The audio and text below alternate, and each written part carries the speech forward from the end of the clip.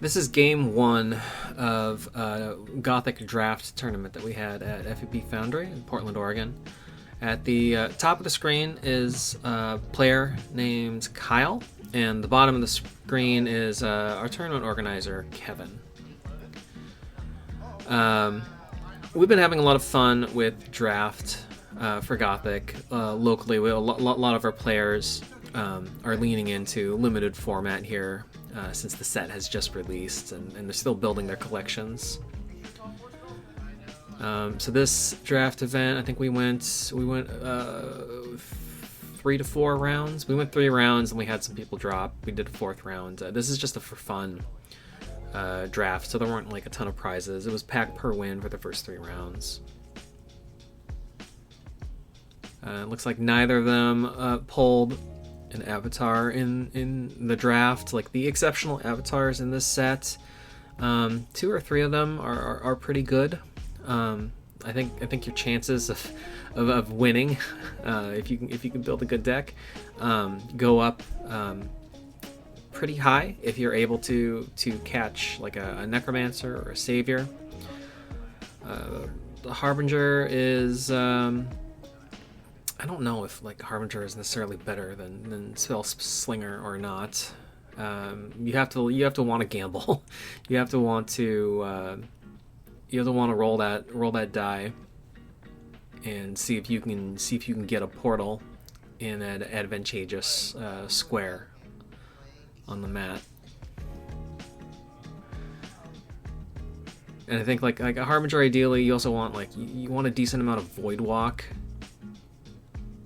in your deck. It could probably be difficult to kind of pull that out of draft. This is like a Gothic only pool of cards.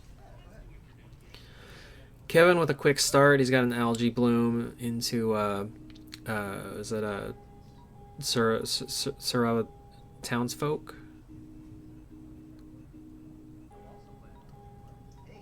And another Algae Bloom on the other side of the board there from Kyle. Passing turn.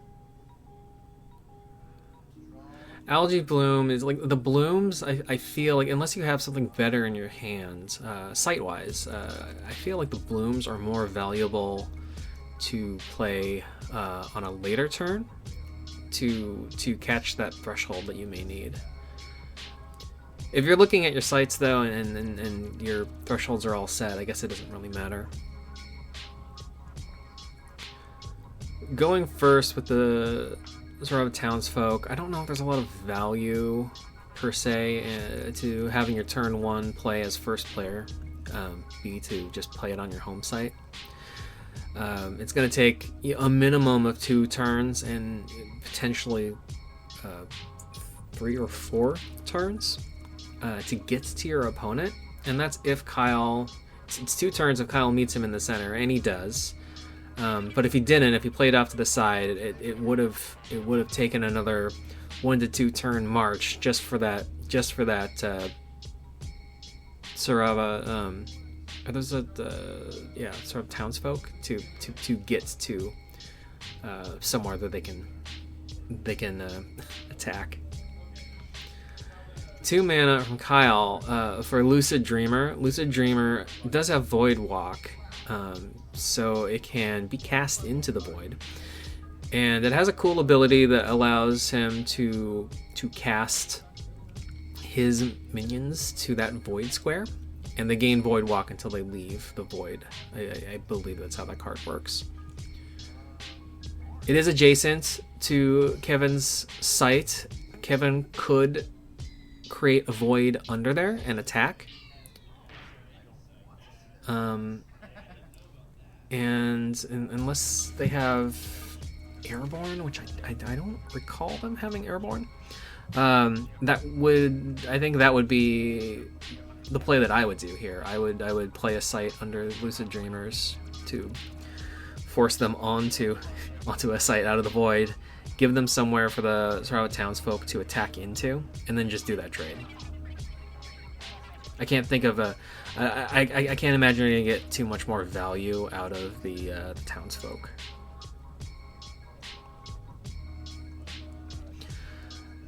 Tapping for a Desert Bloom instead. He's going to play a Desert Bloom on the other side. 2 mana for a Pith Imp. Pith Imp to steal a random spell. And now he's using a lot of his bloom. He had a lot of mana fixing in his deck. It looks like he's running 3 and 2 colors at least, but he's using the bloom, so he could be splashing for a 3rd. And he did splash for a 3rd because yeah, the Pith Imp is air. So it looks like Kevin's running 3 colors here. I don't know how many blooms he caught, but he already played 2.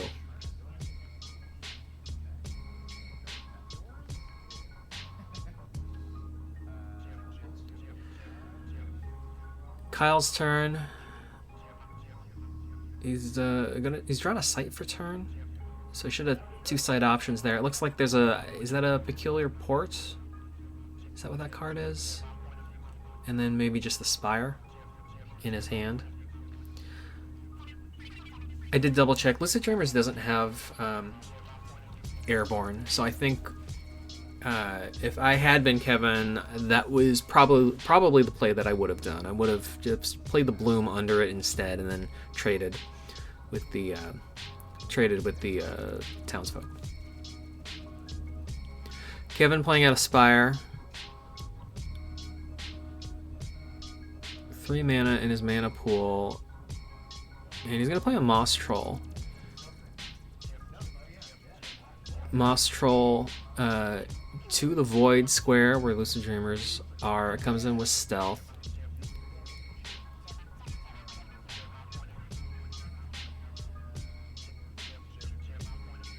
That was all 3 mana. Yeah, I think the only choice he has left is whether or not he's going to move the Lucid Dreamers or not. He's going to choose to attack in with the Lucid Dreamers for 2 points of damage. Kevin choosing not to block with the Pith Imp. I wasn't paying attention. I didn't see what card the Pith Imp grabbed.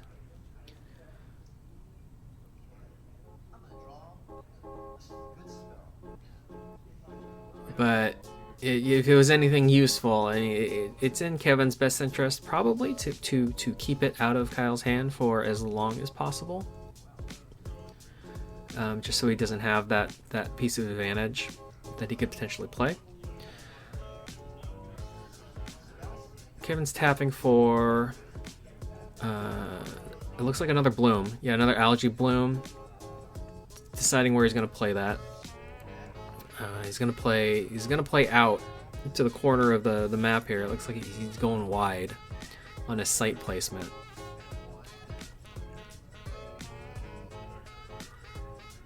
One mana for a one-shot wizard. A one-shot wizard will do 1 point of damage to the Lucid Dreamer. He could trade with it. Instead he's gonna play a Zap to do 1 point of damage and finish it off. Zap is a really useful card in Constructed. It finds itself in collections, I think, a lot more than it does in a main deck. I don't think any Constructed deck is main decking Zap at all. In Limited, it could see some play there, but I think that I feel like Zap in Limited format is maybe like a 23rd or 24th pick card for your deck. Like, that's like, you need to fill out your deck to get to the size you need.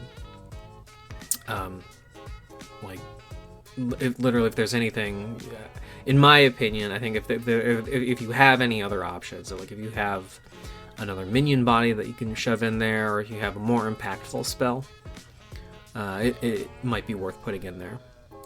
It does give you a win condition if you get your opponent to door, but I don't think it's worth main decking.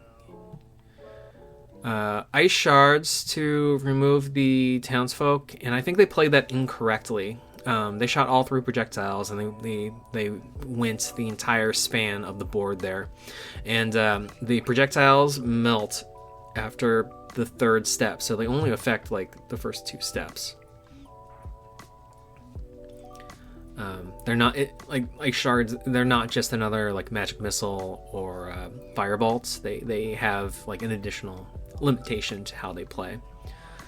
So unfortunately for Kevin, I think that was a misplay that clears out one of his chump blockers, the wizard.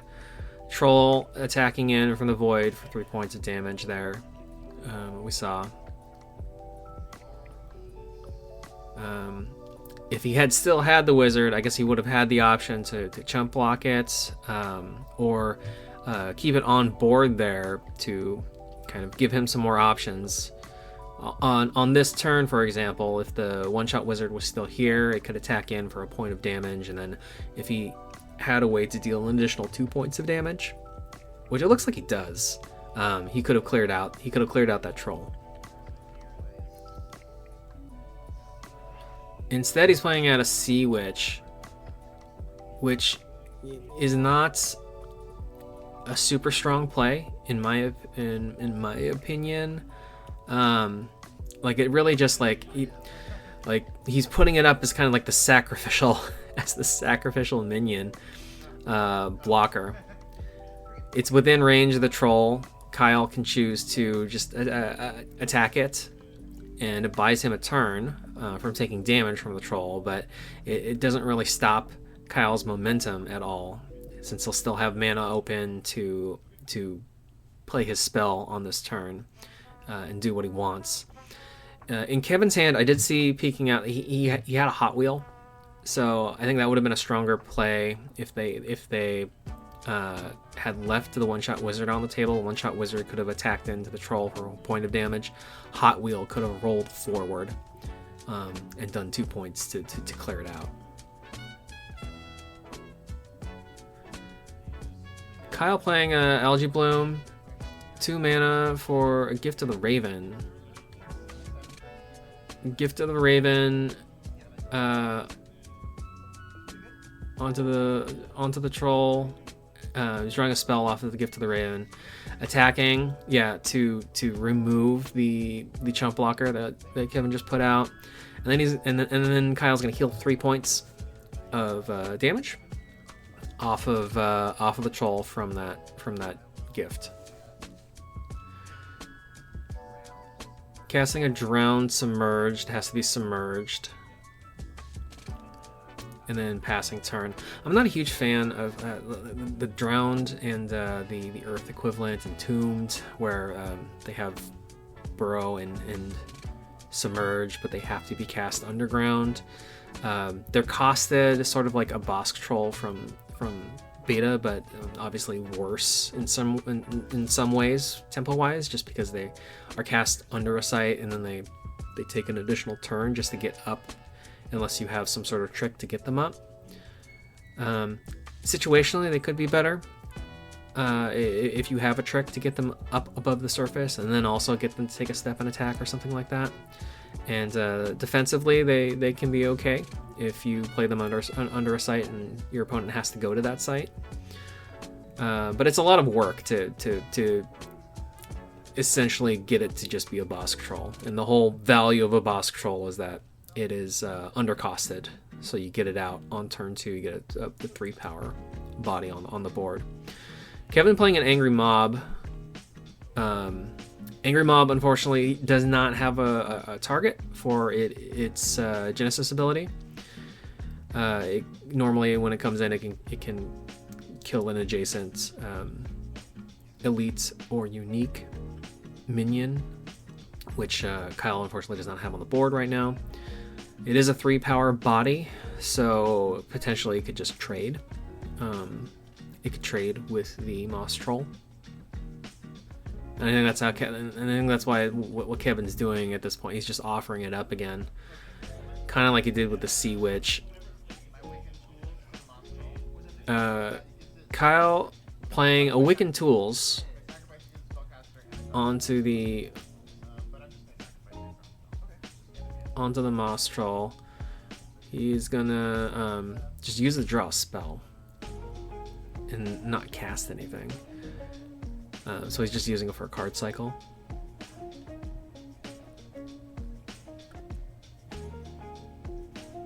Kyle, he looks like he's got a steady stream of minions in his hand here, so a lot of things that can cause some problems. He got Snallygaster, looks like a rat. That's not very good, but it's a minion. It looks like he has his own Sea Witch. And is setting a 4 mana for turn here. Or 2 mana because he played the Wiccan Tools. Yeah, trading with the Anger Mob. Last 2 mana for a Sea Witch. So, Drowned surfaced in attack position there. Sea Witch played in attack position. Just creating a lot of pressure for Kevin, who's now behind the ball slightly. And that's again another reason why I wasn't super in love with that play with his own Sea Witch, just offering that up to buy himself a turn. If you're not going to at least trade with that piece, I just think you're losing resources, and you can't really afford to lose resources. A lot of times in limited format play, it's a game of attrition. He does get a 2-for-1 there with the Hot Wheel, removing the Sea Witch and then rolling itself all the way over to Kyle's home site. Kevin moving the Pith Imp back to the Desert Bloom site. I'm not quite sure what his plan is with that. Maybe he just wants it in position to be a potential blocker. So he has the option to block with it, I guess. Potentially. So I don't know what the thought process is there, but if he's trying to get in position and he just wants the option, so maybe the option to be a blocker is more valuable at this point in his mind than playing keep away with the card that the Pith Imp is holding. Kyle playing the frog site to create a frog token. I forgot what that site is called. Croaking something. Snallygaster for the remaining 3 points.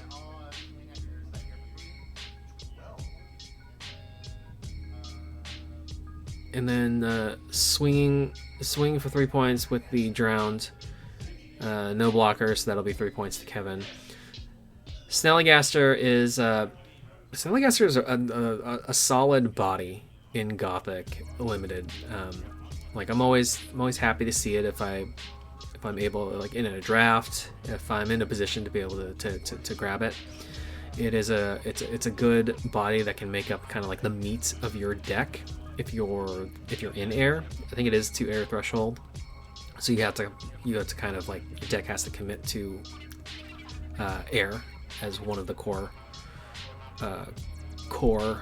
elements. It is harder. Like you can't just put in a bloom and splash and hope for the best with 2 threshold. But the +1 movement on Snallygaster makes it surprisingly relevant in a lot of games. Like it doesn't have airborne, but it can almost move as if it did have airborne. Kevin playing a Pied Piper. Pied Piper in Limited, potentially very scary. Just there's a lot of skeleton token creation in the set. Unfortunately for Kevin, like the only thing he can take control of at this point in time is the frog. So he gets control of the frog token. And he's going to move out of the way and attack with the Hot Wheel for 2 points.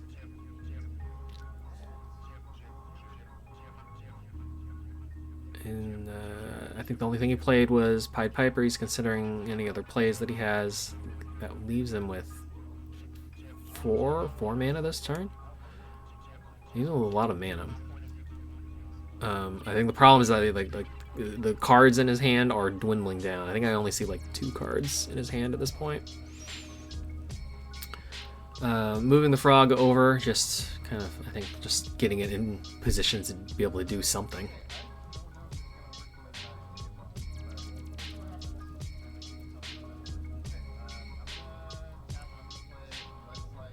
Kyle tapping for a mudslide. Okay, so it was a mudslide in his hand, and that's why he was holding on to it. So the mudslide is going to move everything in that column to the left or the right. I think Kyle is asking if mudslide can move units or minions into the void, and the answer is no, because it can't move. It can't move it out of. It can't move it out of region like that. It's just gonna hit the end of. It's gonna hit the edge of the site and then not be able to move if he tries to. If he tries to push it that way. What he can do is he can move everything in that column and push it back towards center. So, like, the Hot Wheel would go to his home site, the Pith Imp would go to the center square, the Pied Piper would go to Kevin's home site, and then I guess sounds like that's what they're doing. They asked for clarification from somebody else at the event. So that resolved. Drowned attacking the Pith Imp. He gets his card back. Snallygaster, again, that +2, the +1 movement, allowing it now to move back and attack the Hot Wheel. And that's not even just the trade. That's just like one-upping value there. When your minion gets to live and you remove one of your opponents from the board. And then, like, even though it's all the way back on its home site, Snallygaster again threatens to attack because that +1 movement can get it and can shoot it across the board. And it can threaten some damage in, and then yeah, 3 mana to cast that horrible hybrid, and then 3 mana for a Stagecoach. Stagecoach was charged, attacking in for 2 points. Kevin in a tough situation here. Kyle has consistently had a lot of pressure that he's been able to put out onto the board with the cards in his deck, and has just generated a ton of board advantage and then kept that advantage. And I mean, 5 for Ravenous Werewolf with charge. Kevin's going to use that to go ahead and remove the Stagecoach. So that was a good play. A good play from Kevin. It sounds like that's all he could do. It's 5 mana to cast that thing, so you only have 1 left. Passing turn back to Kyle. Kyle still has a ton of cards in his hand. He's just like, he has gotten a lot of value this entire game. Just he's been able to kind of attack things and remove Kevin's pieces without having to even like really make trades with his minions. Kind of like that. So he's attacking with drown. He's attacking with drown to kill the Pied Piper. Gets his frog token back, and he just like gets the hold on to his minion, and it is going to be another threat that Kevin is going to have to deal with on his next turn again.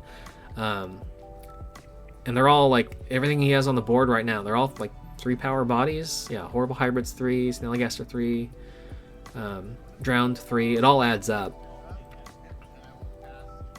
Kyle taking a step forward with his avatar, Spellslinger, playing Freeze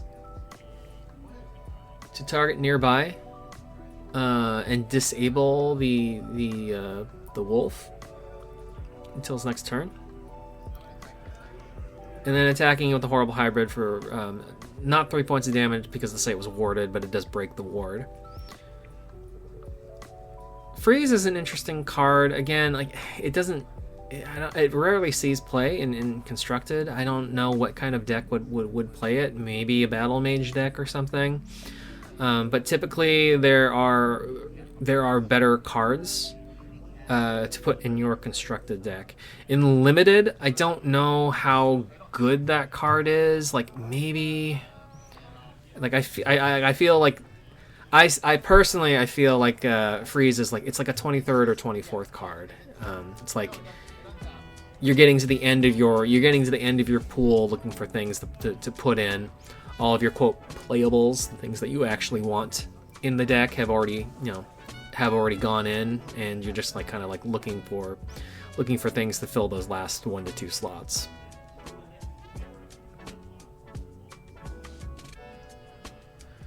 Looks like Kevin playing another Spire. He's got a ton of mana at this point.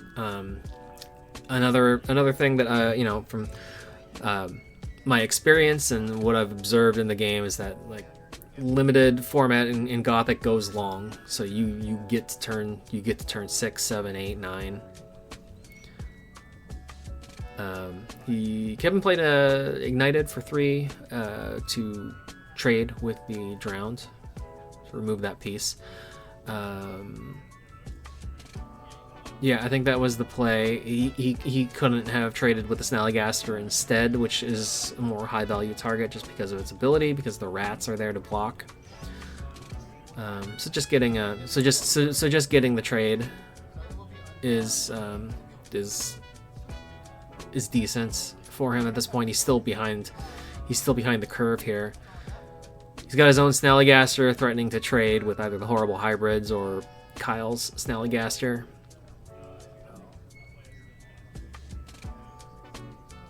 And passing turn back to Kyle. So Kyle's still in a very good position here. He has the ability to make a lot of trades. Mandrake Jars going on to the Snallygaster to break parity with those 3-power minions, which is super dangerous. So now he's attacking him with the Snallygaster. Snallygaster is going to kill. Snallygaster is going to kill the Kevin's own Snallygaster, and then attacking in again with the Horrible Hybrids out of range of that Ravenous Wolf.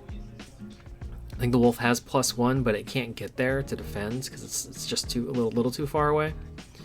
Also moving in to attack with the Rats for a point of damage, just pushing in another point of damage, and then playing another Moss Troll. Yeah. So I mean, Kyle, he's just had a lot of kind of a lot of minion support this game, and has been able to keep those minions on the board, and kind of like win those value exchanges with Kyle, with Kevin. And I mean, in a normal game of sorcery, even like a constructed game, even like 3-power, 4-power bodies, they can do a lot of damage if left unchecked. And in limited format, like 3-power bodies, 4-power bodies win games.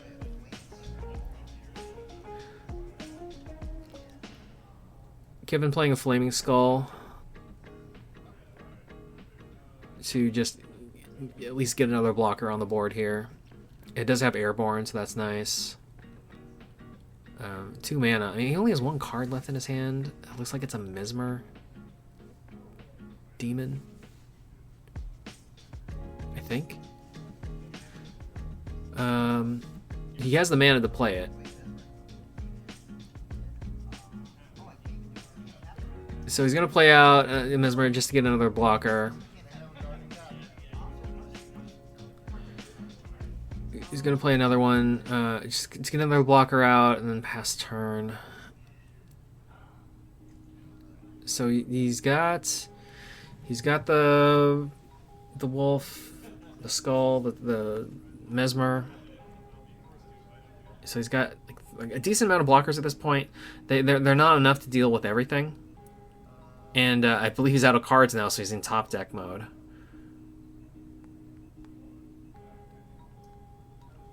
Puts him in a difficult position. Kyle's turn here.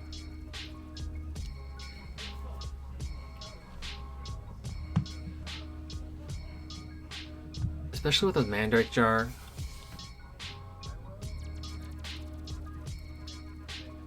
The Mandrake Jar makes it tough.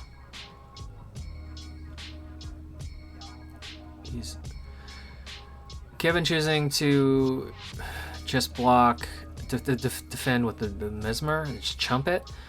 I think it would have been better to at least block with the Mesmer and the Floating Skull to trade that piece off the board. And he's just chumping again. Yeah, I mean, like, it's a bad situation no matter what for Kevin. But I think it would be better. It would have been better to double block in that case to at least remove one of the pieces from the board. Especially the Snallygaster, I think is the most dangerous one with that +1 movement. Since Kevin's now at door, it makes it very hard to hide, to run away from it. So that +1 range is going to be able to get him. He's moving his Spell Slinger. The Snallygaster with +1 can still move and attack him.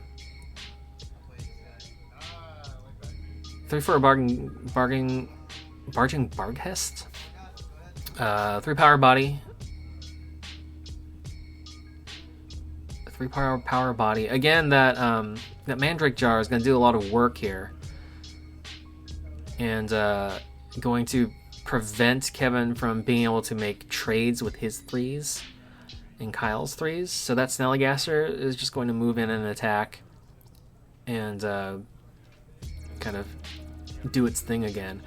Although the wolf also has +1 movement. I mean, well, again, he's just choosing the chump. But if I was Kevin, I would double block here. I think with the 2. It's still not a good trade. You're getting 2 for 1, but at least you're removing that piece from the board. Mandrake Jars would drop, and your Spell Slinger could pick it up to at least remove that piece from the board. Kyle just moving in, trying to box Kevin in at this point. Playing a Demon Hunter. No effect on the Genesis, just the 2 power body. I think it is highly unlikely that Kevin has a way out of this situation, unless he has some sort of crazy board wipe to stabilize here. Especially because when he's in top deck mode, he just starts his turn. He draws a card. He's gonna move over there, kill the rats. He's gonna play the heretics again as another chump blocker, and then he's gonna move and then pass turn.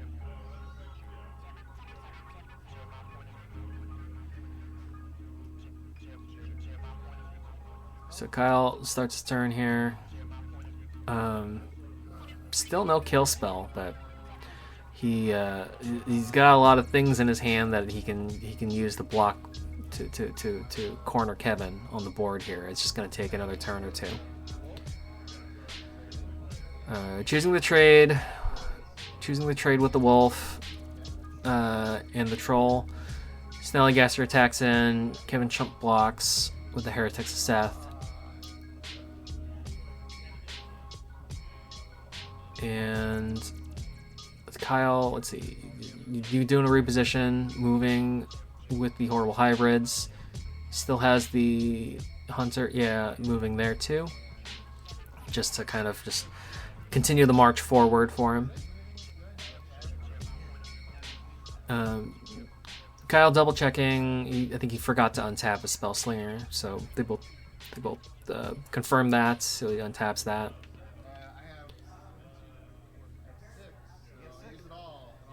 Kyle with 6 mana for Shoggoth into the void to continue to put pressure on Kevin here. Take another step forward with a Spell Slinger, and then passing turn to Kevin. Kevin with another top deck. Gonna take a step into the corner. Gonna play a Flagellant as a single trump blocker. So unless Kyle can pull a kill spell of some type here, Kevin gets at least one more turn. But again, I find it difficult to believe that he has an out in his deck here. Yeah, Snallygaster attacks, jump block to the Flagellant. Second wind to move the horrible hybrid, and the horrible hybrid will attack for the final point of damage. So a fun game to watch. They made a couple mistakes there at the beginning that, I mean, losing that one-shot wizard, I think would have given Kevin a little bit more, a couple more options there to kind of keep the tempo, and not fall so far behind there and end up in top deck as fast at the end. It's just difficult though. Sometimes limited games, you kind of lose the value trades and then you get too far behind on board state. But fun game to watch, and we'll see you in the next one in round 2.